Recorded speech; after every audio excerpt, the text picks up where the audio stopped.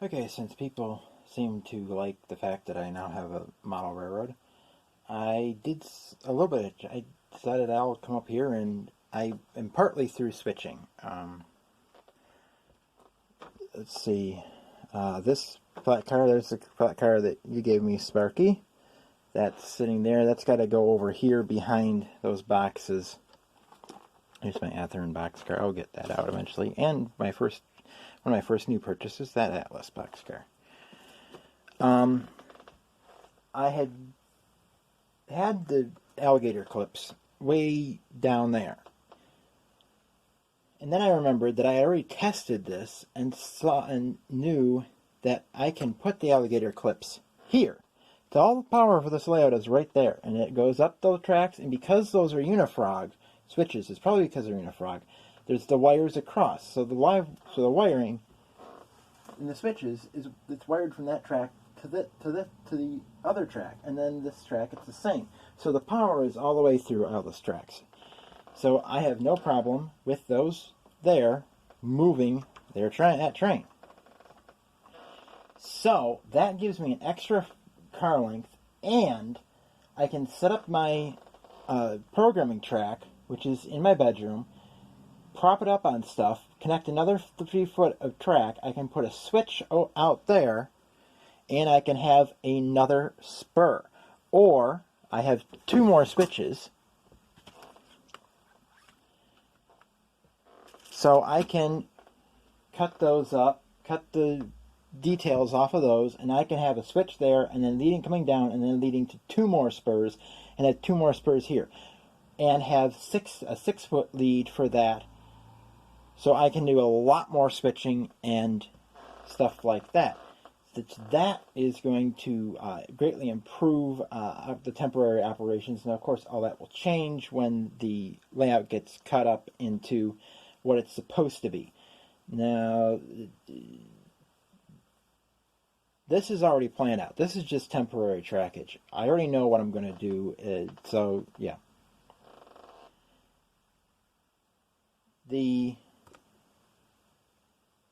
This is going to be made into a 1.5 foot, 18-inch by 3 foot module that will have this part carved out more. The mouse ate that. We'll carve it out more, clean it, and carve it out more. That will be the creek, and the track will come across the creek. And over there will be a switch. Over about here will be a switch for the elevator factory, and the elevator factory will be on the module next to it, which will be one of the modules made from this piece. The other piece will have the depot. So basically, this track arrangement will be on this piece of foam, either at this end or the other end. I don't know.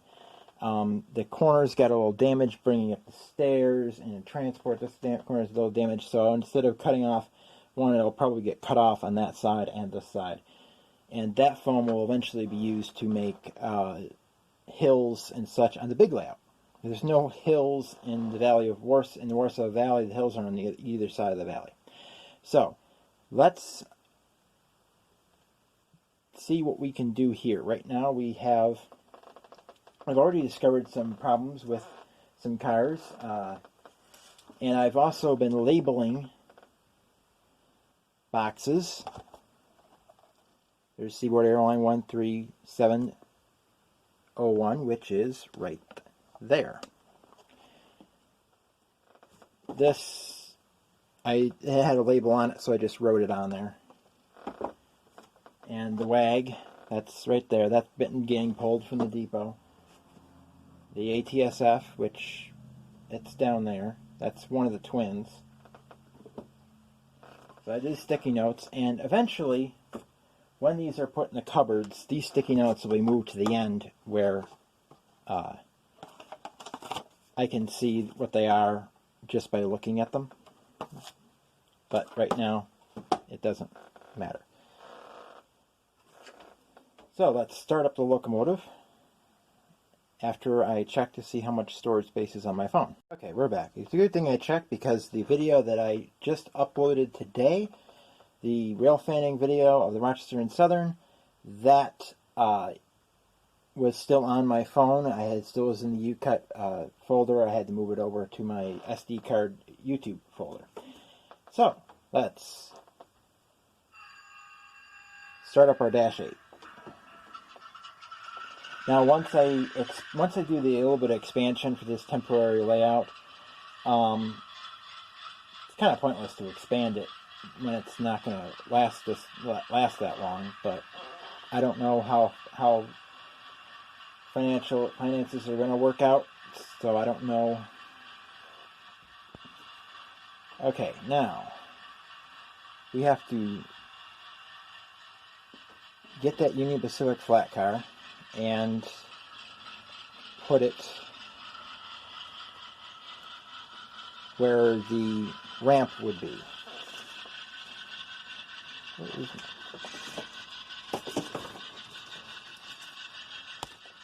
There's the ramp that's going to go there. Let's just set it over there next to the tracks. Alright, we'll clear the switch.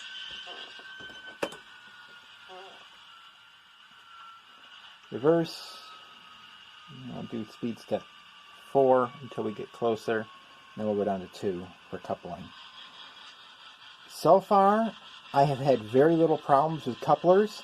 The main one I have had a problem with the coupler is the Boston and Maine boxcar, which is coming up. That one, it doesn't like the couple. The spring is a little weak. I'll have to replace that coupler at some point. I don't have any spare couplers right now, but I'll get to it. It works. You sometimes might have to.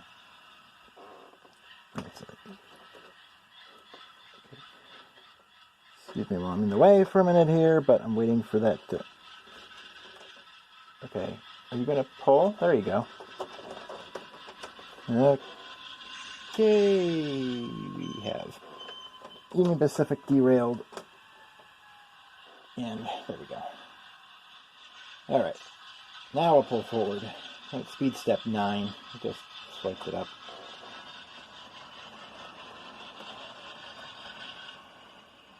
Okay, and it goes to a stop.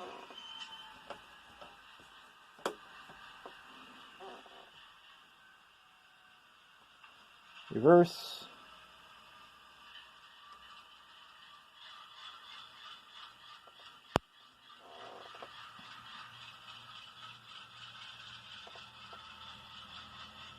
And we're shoving that back into there.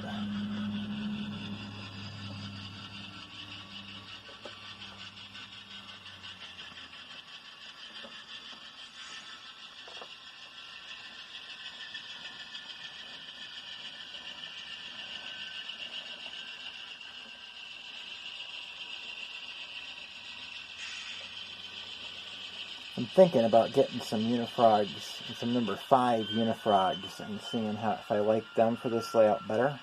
They're not that, I don't think they're that much difference.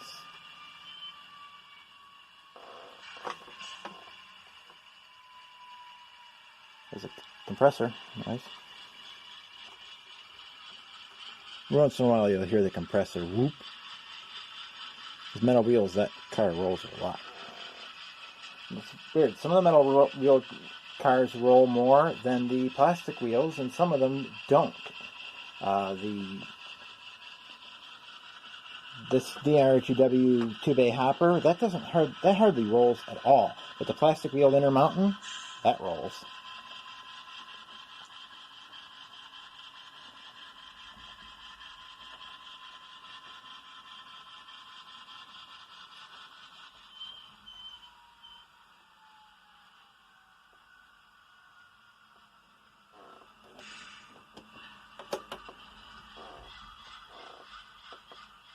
I don't know if that's thunder or trucks crossing the railroad tracks. Trucks crossing the railroad tracks.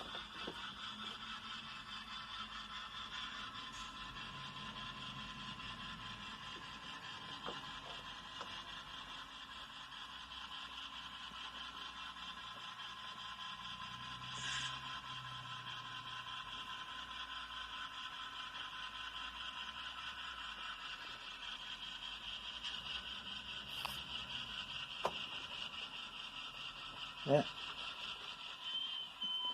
That flat car that flat car is another one that I have problems with. The trucks are a little tight. Couplers work fine, but the trucks are a little tight.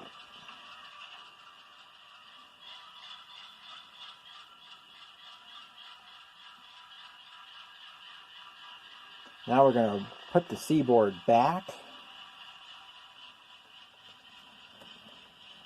coupled to the UP.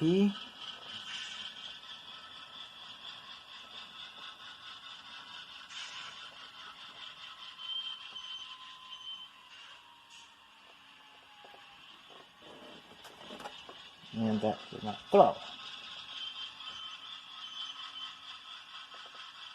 Alright.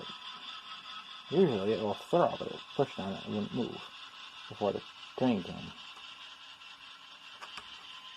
Okay. There.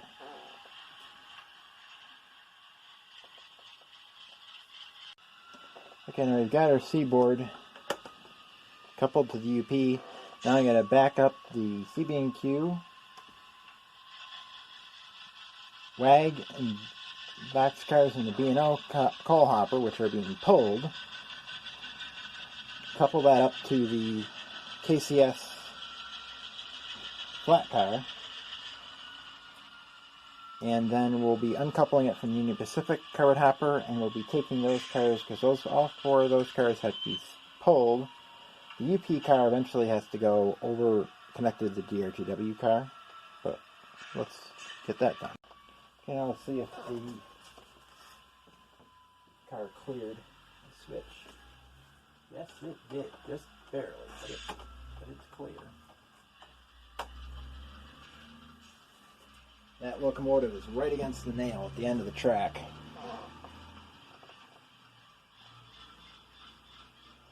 I don't know if these will all fit here. I don't know if he's hung up on that nail. No, he's not. Okay.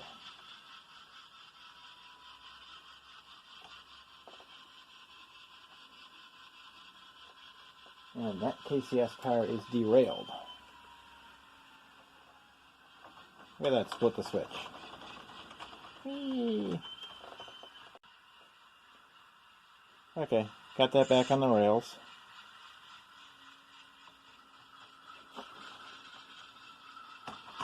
And the WAG just jumped the track too. It doesn't like that switch.